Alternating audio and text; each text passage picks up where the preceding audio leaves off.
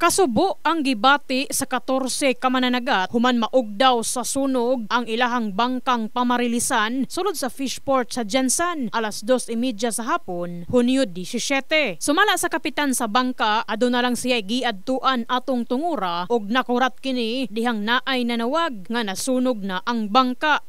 Padulong ko sa Coast Guard, check out, kay mularga ko. Wa pa ko kabot dito sa Coast Guard.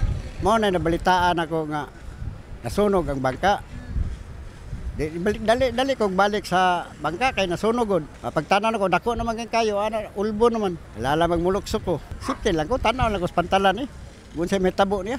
Sumala sab sa mga nakakita sa lugar, paspas ang pagdilaab sa kalayo, rason nga ang nanakay sa maong bangka nag-iyahay og pang-ambak. Nag-asor, nagkalayo, hiday pa kayo. Pwede pa to siya makuan, karon kay dai mga tao, pero nagambag sila.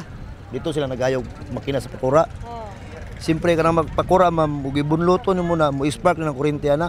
Gihugasan man nila ang kuan, gihugasan man nila gasolina ang kuan makina. Nagkalama na gasolina ang diya. Wala man lagi banwasan og tubig daan, ayan lagi bunlot. Pag bunlot sa makina, ni-spark ang kuryente, gidakop diretso ang kuan gasolina. Nasayran nga ang maong bangka nga gipanag-iyahan sa usa ka pribadong tawo, mulargahay padulong sa lawod. Sakay ang 14 ka mananagat, 12 ka pakura, 15 ka sako sa bugas, 74 galon sa gasolina, 86 galon sa krudo, gasol ug mga importanteng gamit sa nanakay. Kumplito na dyan nanatanan ng mabutang. Mga radyo, satellite, jacket, tanan gud. Tungod sa nahitabo, apektado ang mga mananaga tungod mao kini ang ilahang panginabuhian. Nalusno jud ko ani kay sa man na moment mong panginabuhi namo. Manusaw nasunog man waan jud mi panakyan ani. Kay mao ra man jud imong saligan.